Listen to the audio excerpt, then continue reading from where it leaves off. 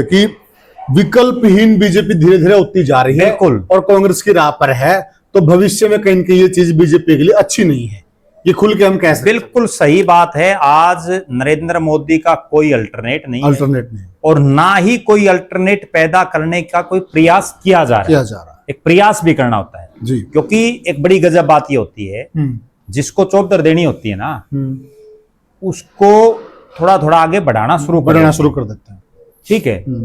हमने बहुत बार देखा है, जब अटल बिहारी वाजपेयी के दौर में लाल कृष्ण आडवाणी को पहले थे वो गृह मंत्री, और उसके बाद जब यूं लगा कि भाई अगला चुनाव इनके नेतृत्व में लड़ना, तो उनको प्रधानमंत्री बना दिया था।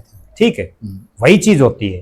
अब अमित शाह को जब यूं लगा कि मोदी प्रधानमंत्री का कैंडिडेट डिक्लेयर हो गया, उससे पहले तो अमित शाह तो कुछ भी नहीं था, वो तो गुजरात में गृह राज्य मंत्री रहा था बिल्कुल किसी समय। ठीक है, उसके बाद उसको क्या किया कि उत्तर प्रदेश का प्रभारी बना दिया। जैसे ही उसको उत्तर प्रदेश का प्रभारी बनाया, तो उसी समय ये लगने लगा था कि अब अगर मोदी का राज आ गया तो अमित शाह बड़ा पावरफुल होगा। और फिर उसी का परिणाम रहा कि जो ही लोकसभा चुनाव हुए, उनको तुरंत राष्ट्रीय अध्यक्ष बनाया गया।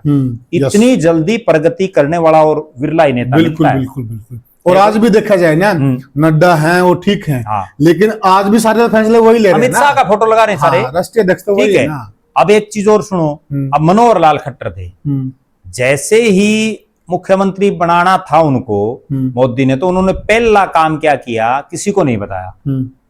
उसका खुद का गांव बनियानी निंदाना रोहतक में, वो या तो रोहतक से टिकट मांग रहा था या वो फरीदाबाद की तैयारी में था, फरीदाबाद या गुड़गांव में कहीं से मिल जाए, पंजाबी बाहुल एरिया से, और उसको टिकट दे दी करनाल से। जो ही उसको करनाल से टिकट दी, उसी समय स्पष्ट हो गया था भाई इसको कुछ ना कुछ बनाएंगे इसको। अब नायब सिंह सैनी को एक एमपी होते हुए जो ही प्रदेश अध्यक्ष बनाया, उसी समय लगने लग गया था, क्योंकि ये तो क्या है कि जिसको थोड़ी हवा बनाना होता है ना, उसको हवा देनी शुरू कर देते हैं, वेटेज देना शुरू कर देते हैं, बस उसको वेट देना शुरू कर देते हैं। जी।